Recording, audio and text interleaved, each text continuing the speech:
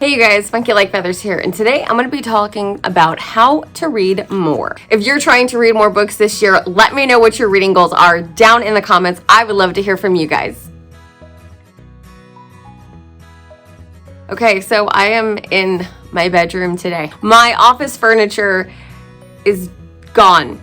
Just gone, because the big thing that was behind me that held my books and made of glass and the whole deal, I actually had to sell that because it's not big enough. And I have stashes of books everywhere. This is just the one in my bedroom. My husband is building a new piece of furniture for my office that will be much larger, that should be able to hold my books. We will see. Now, if you've been wanting to read more books this year, especially since last year, a lot of us were on quarantine, this year it could be a little bit more difficult to get that reading in. If you're wanting to read more books this year, hit that like button down below so I know what your goals are. All right, you guys, so I have 10 different tips on how you can read more. I love to read. I do it all the time. I read a lot of books. So far, okay, today is April 8th. I have completed 34 books so far this year alone, and I'm currently reading more books as well. Now, my first tip when it comes to reading more books is to not read at all. Sounds crazy, right? However, hear me out here. If you listen to audiobooks, you actually can get more reading in without actually having to sit down. Now, studies have shown that listening to audiobooks has approximately the same effect on the brain as reading a physical book. I will link an article down below in the description box if you want to read more about that. But I think we've all kind of been through that thing where we thought, maybe audiobooks weren't the same as physical books. And yes, it is a different experience. However, when it comes to how the brain functions with it, it actually is far more relatable than you realize. So one of the things you can do to read more is don't read. Tip number 2 is going to be to go ahead and plan reading. Put that time into your planner so that you know exactly how much time you have put aside for reading. If you go ahead and just kind of even block out half an hour a day, you can actually get more reading into your day every single time you turn around, and it adds up very, very quickly.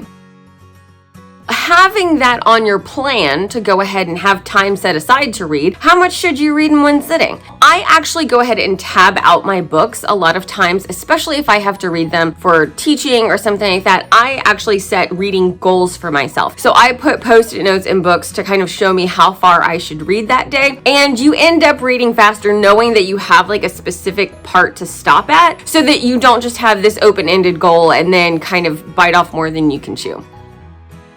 Now, because you've already tabbed out your books and you've already, put time on your schedule, you know when this is happening, you know approximately how much you want to be reading. One of the next things that you can go ahead and do is start tracking your progress using things like a reading journal or a reading log, even something as simple as a Goodreads app. There's also another one called Storygraph, I think. Storygraph is a website as well as Goodreads. So you can actually go to the websites, you can log the books that you're reading. It actually will give you a little progress bar to show you where you are in that book. You can choose the different editions. So if you're reading a physical copy, the Kindle version, listening to the audiobook, all of that kind of information you can actually track on Goodreads. And it will even suggest other things to read, which is pretty neat. So you can actually kind of browse through other books that are related to the ones you already like. Goodreads also allows you to set up those goals, so you can actually have an annual reading goal for how many books you want to read, and you can also track the number of pages.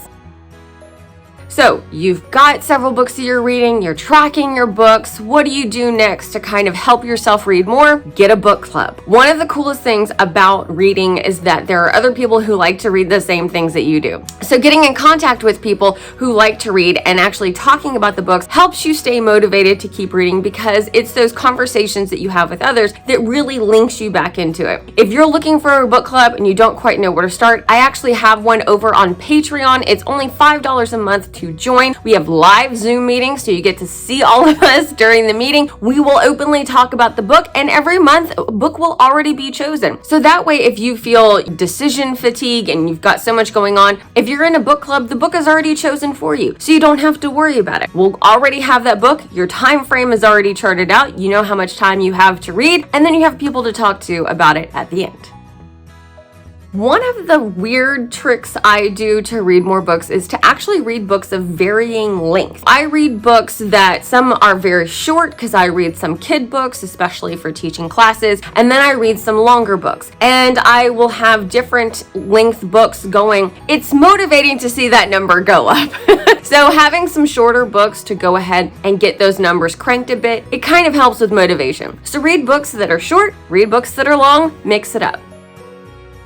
Now, not only do I mix up the length of my books, but I also read multiple books at a time. Even though I have completed 34 books so far this year, I'm currently reading 8 books. I have 8 books in progress. There's a book that we're reading for my kid at nighttime. There are books that I'm reading on my Kindle. There's books that I'm reading on audio. There's books that I'm reading in physical format. I vary the platforms that I'm reading as well as the number of books. I'm one of those people who loves to read multiple books at a time. I carry them with me everywhere I go. And of course, because most of us have our phones with us, you've got Audible, you've got Kindle. Those are available in the palm of your hand. So you don't have to worry, did I leave my book at home? I definitely didn't.